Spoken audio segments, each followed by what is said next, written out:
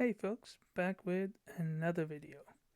Let's dive into what stories got my attention today. US and Russia have resumed talks in Helsinki, Finland.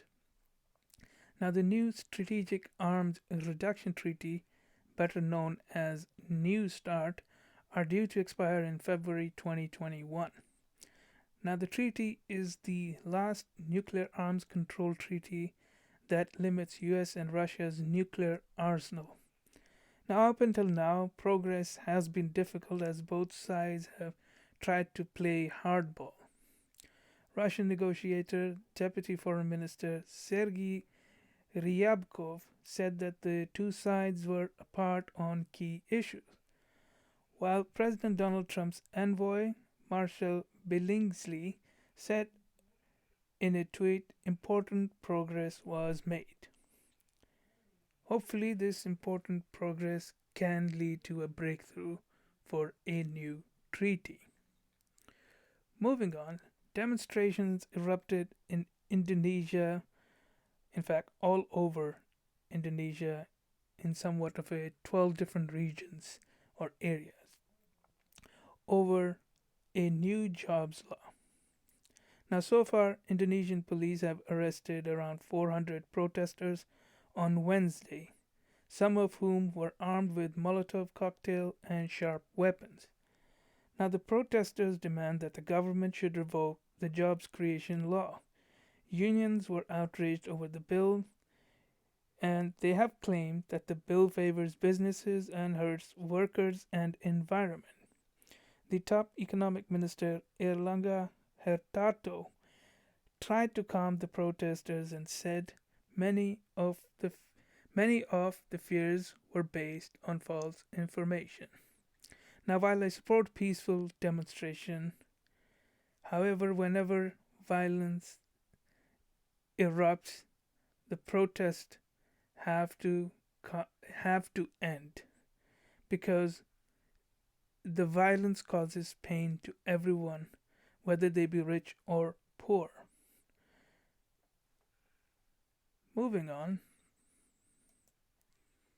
China and India have slowly started to climb down from the heightened tensions and fiery rhetoric that emerged as a result of what happened in the Ladakh region between the two countries, the small skirmish. Now, as the two sides have held meetings and have publicly been saying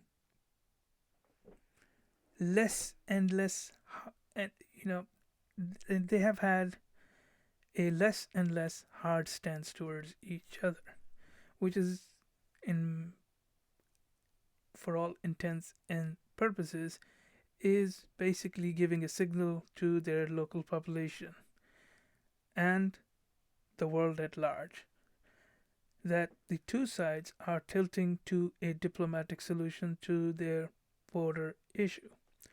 Now, I am happy that the two largest populated country in the world will avoid the path of full scale war.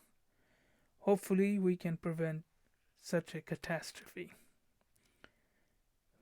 And moving on, the Quad meeting was held in Tokyo, Japan. So far, the Quad countries, which are the United States, Japan, Australia, and India, have decided to hold another round of talks and that this should be a regularized forum. While China's embassy in Tokyo issued a statement, one of the points was that if countries meet, then they should not target a third country. Now, while China was definitely the one of the main issues, it seems that the four countries avoided mentioning China. And on top, I am for the international community to get together to discuss how to handle the Chinese Communist Party in light of the new information that has emerged due to the whole virus and some of the, let's just say, atrocities that we are being made aware of over the time, some of which I have covered in my past videos. And up next,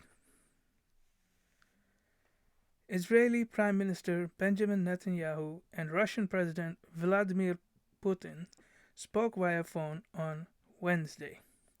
Now, apart from wishing the Russian President Putin happy birthday, Prime Minister Netanyahu discussed regional issues of security and the pandemic, as well as Israel's concern over Russia selling S-400 to Iran. Now, I believe Iran has every right to buy and sell weapons as long as it's for defense or, in the case of selling, for trade purposes. Now, Israel's policy of air superiority in the region has been one of those policies that has inflamed its neighboring countries and the region, broadly speaking, those that oppose Israel.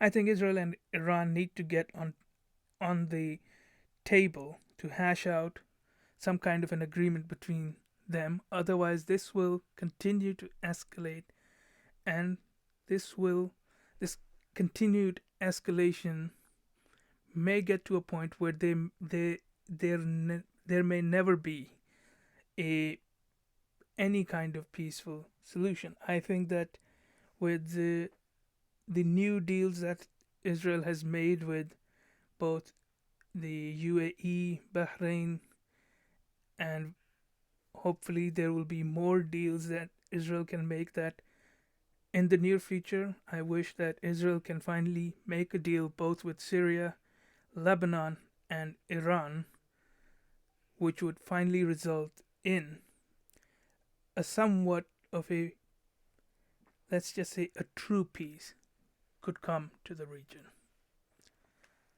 Well, that's it for this video. If you liked the video, then hit that like button and hit that subscribe button for future updates.